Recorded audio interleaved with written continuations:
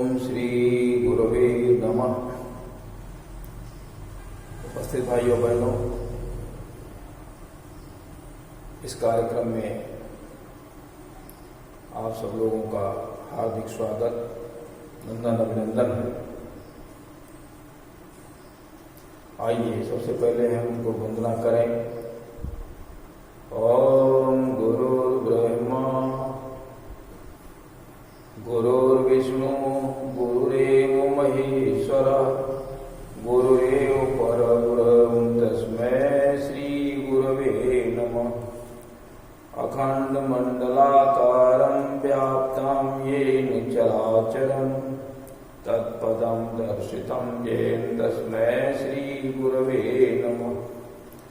मातृवत लालयित्री पितृवत मार्गदर्शिका नमो अस्तु गुरुसत्तायै श्रद्धा प्रज्ञायुता चया। ओम श्री गुरवे नमः। आइए भगवान श्री कृष्ण जी का ध्यान करते हैं।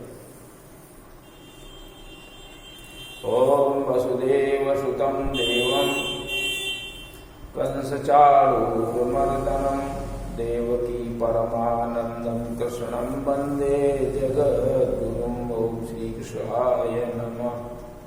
बुद्धि की देवी गायत्री का ध्यान करें, प्रकाश रूप परमात्मा का ध्यान करें, हमारी बुद्धि को सन्मार्ग को प्रेरित करें।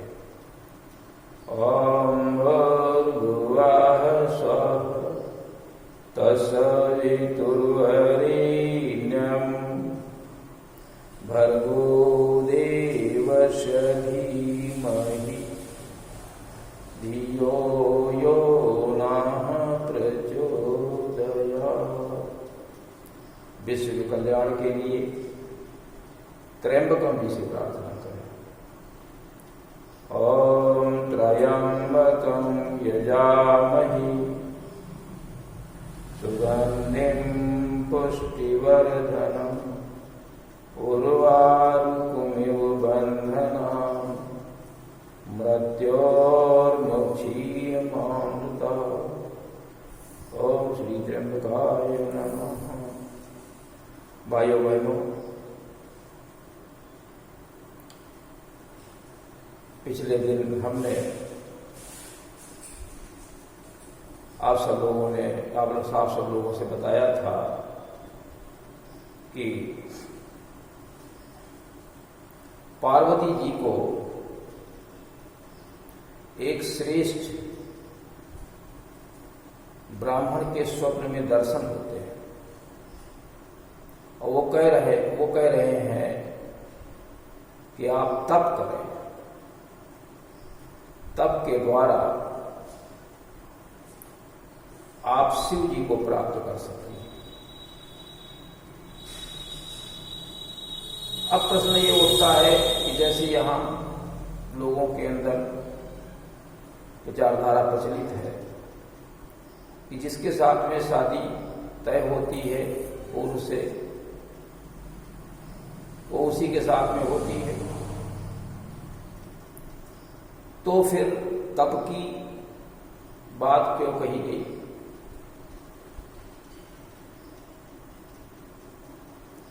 तो ये बात समझ में आती है कि शादी एक श्रेष्ठ व्यक्ति के साथ में होने के लिए श्रेष्ठता की आवश्यकता होती है। हृदय के अंदर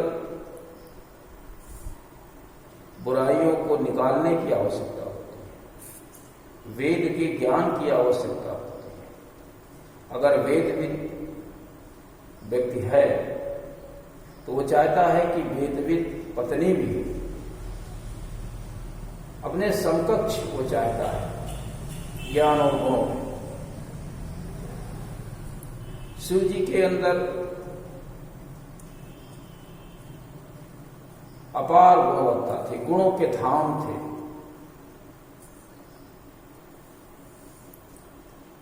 तो वो गुणवान ही चाहते थे, लेकिन गुणवान बनना पड़ता है। गुण हमारे अंदर हैं, लेकिन उनको गढ़ना पड़ता है, उनको निखारना पड़ता है, बुद्धि है, लेकिन वेदों का अध्ययन करना पड़ता है, यज्ञ करना पड़ता है। तो इस प्रकार से गुणवत्ता को निखारना ही तप कहलाता है। जैसे सोना तो है, लेकिन वो देखने में काला काला लग रहा, गंदा लग रहा, तो उसको अगर हम अग्नि में तपा देते हैं तो फिर चमकने लगता है।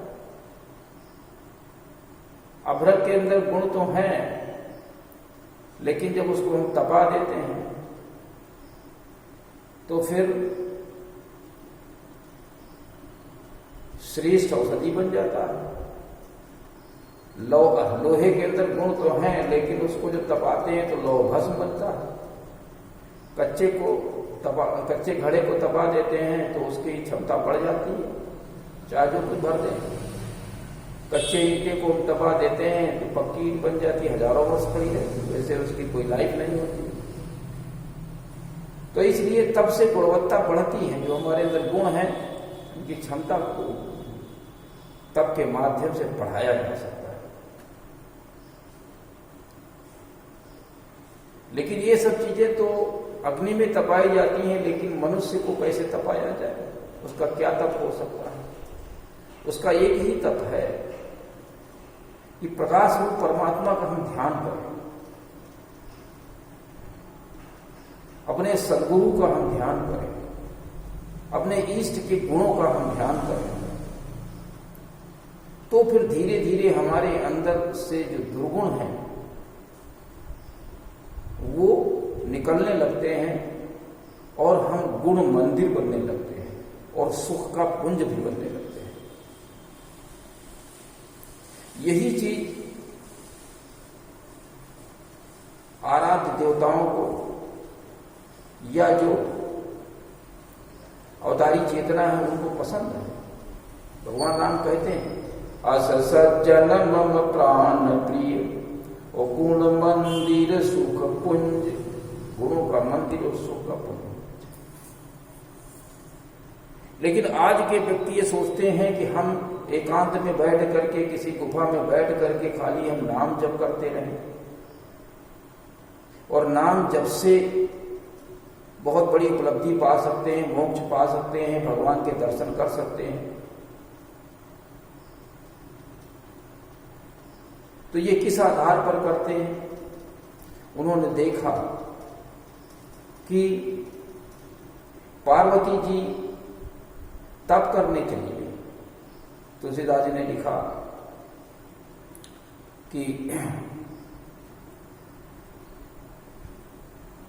तुलसीदास जी ने लिखा कि जो श्रेष्ठ ब्राह्मण उनको स्वप्न में बता रहे हैं कि तपयधार सब सृष्टि भवानी और कर जाए तप अस जीव जानी। इस सृष्टि का आधार ही तप है।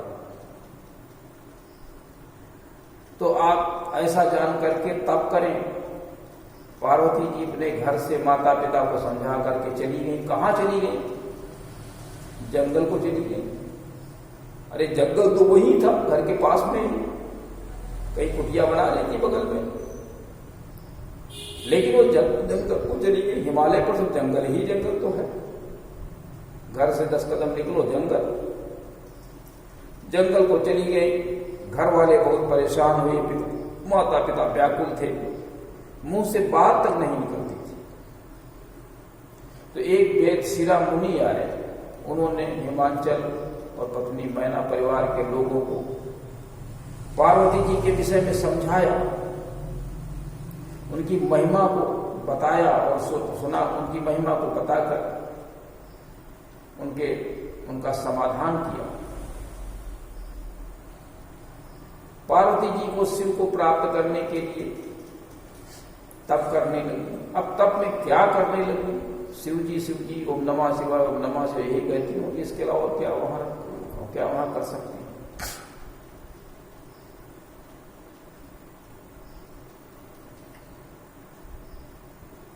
फिर इसके पश्चात उन्होंने अपने शरीर को कष्ट देना शुरू किया।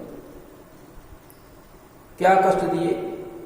1000 वर्ष तक मूल और फल खाए, 100 वर्ष तक साग खाकर, कुछ दिन हवा और पानी के सहारे उन्होंने अपने जीवन को जिया। कुछ दिन उपवास किया, सूखी बेलपत्र खाती रही, 3000 वर्ष ये किया। इतना कष्ट दिया शरीर को, कैसे शरीर रहा? वैज्ञानिक कहते हैं 2 महीने तक अगर जल पानी कोई नहीं ग्रहण करता है तो मृत्यु हो जाती है। लेकिन ये बड़ी विलक्षण बात है, करीब करीब 4-5 हजार वर्ष तक इस प्रकार से जीवित रहना एक विलक्षण बात। कैसे ये सब संपन्न हुआ? जबकि वेद में 100 वर्ष की आयु लिखते हैं, जीवेद वर्ध शतम कहते हैं, 100 वर्ष तक जिए। तुलसीदास जी ने यहां पर 4045 वर्ष खाली तप दिखाया है। अब कैसे उन वर्ष की गणना हुई, क्या हुआ, एक विलक्षण बात है। ये तो गणनाकार ही जान सकता है कैसे हुआ, पता नहीं। इतने के बाद फिर इतने बाद फिर ब्रह्मवाणी होती है, आकाशवाणी होने लगी।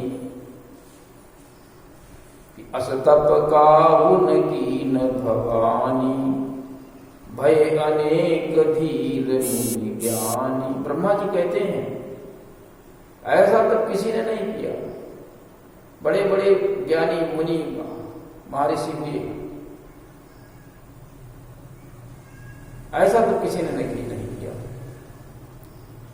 अब इस तपस्या के ऊपर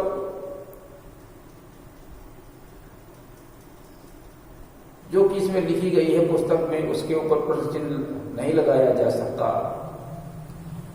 लेकिन बड़ी बात हो गई 4000-5000 वर्ष तक तप करना। चलो जैसा लिखा गया वैसा तुलसीदास जी जाने, शास्त्रकार जाने, लेकिन आज के समय में ऐसा संभव नहीं है। फिर भी हमारे यहां करोड़ों आदमी इसी में लगे रहते हैं कि हम तप करें, शरीर को कष्ट दें, ईश्वर के दर्शन होंगे, मोक्ष मिल जाएगा, ऐसा सोचकर करोड़ों आदमी इसी में संलिप्त है। तुलसीदास जी ऐसा नहीं कहते। तुलसीदास जी कहते हैं इससे कुछ नहीं हो सकता। तुलसीदास जी कहते हैं कि यही कलिकाल साधन दूजा, जोग यज्ञ जप तप व्रत पूजा। इससे कुछ नहीं हो सकता इस कलयुग में। कलयुग में ऐसा न करें। अब ये बहुत पहले की बात है, त्रेता की बात है। तब हो सकता है क्या स्थिति रही हो, कितनी मनुष्य की उम्र हो, किस प्रकार से समय की गणना होती हो, कई हजार वर्ष पहले की बात है। तो क्या कहते हैं, एकलिकालन साधन पूजा, योग यज्ञ जप तप व्रत पूजा।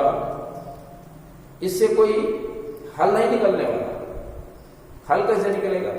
राम ही सुमिरिय गाइय राम ही, वो संतत सुनिय राम गुण ग्राम ही। राम के गुणों को सुने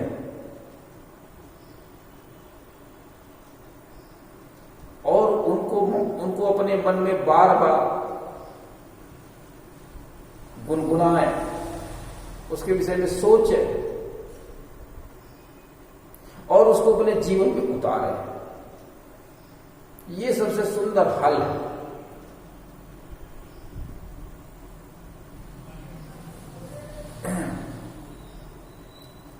राम के गुण ही हमारे लिए बहुत बड़ा तप है। उनको जीवन में उतारना यही तप है। अज्ञान को समाप्त करके ज्ञानवान गुणवान बनना यही सबसे बड़ा तप है। और हमारा जो अज्ञान है वही हमारे लिए महिषासुर है। हमारा तप क्या है? स्वयं हम सुधरें, परिवार को सुधारें और समाज को सुधारें। सुधारने का मतलब ये है कि जो समाज में असुरता फैली हुई है, उसको समाप्त करने का प्रयास करें, देवत्व की स्थापना करने का हम प्रयास करें और राम के गुणों को जन जन तक पहुंचाएं। वेदों के गुणों को, वेदों की विचारधारा को हम जन जन तक पहुंचाएं। आज के परिवेश में यही तप है।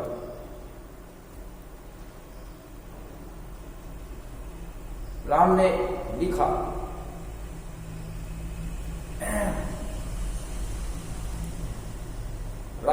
तुलसीदास जी ने लिखा कि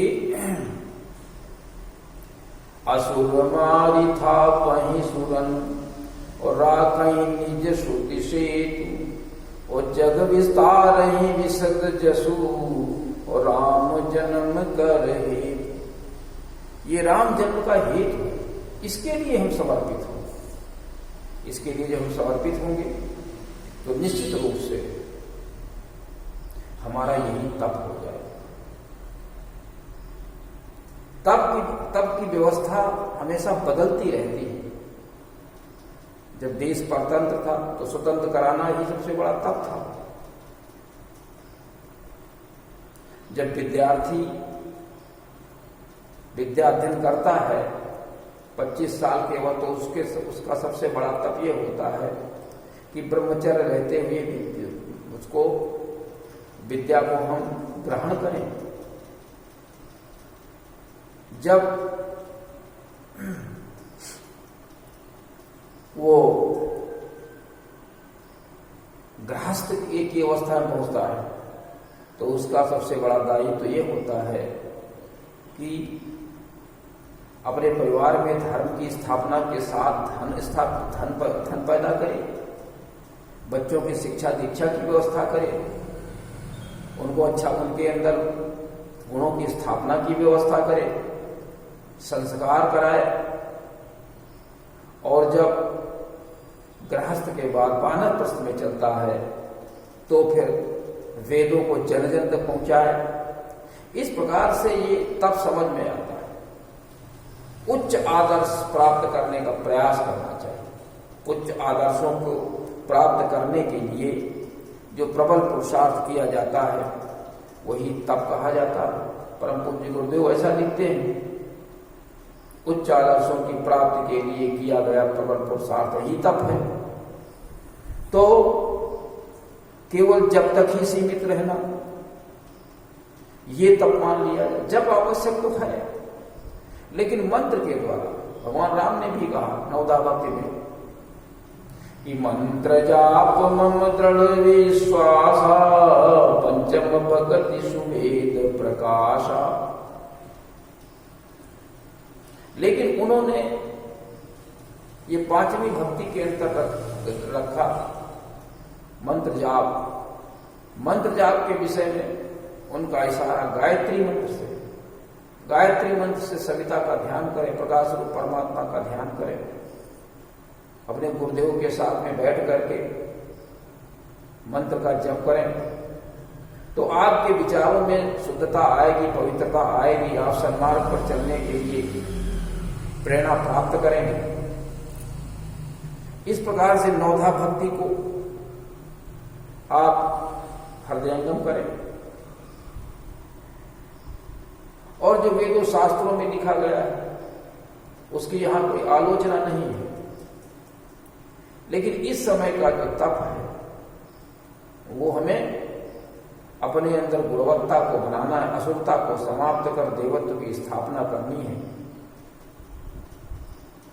और परिवार के साथ समाज को भी अच्छा बनाने का प्रयास करना है। अपने परिश्रम, अपने धन, अपने साधनों से, अपने ज्ञान से हम सब समाज को अच्छा बनाने का प्रयास करें। भगवान शिव ने भी ऐसे किया। उन्होंने भी समाज को अच्छा बनाने के लिए भरसक प्रयास किया। इसीलिए हमारे प्रथम पूज्य आराध्य शिव जी कहे गए और पार्वती जी भी हमारी आराध्या हुई।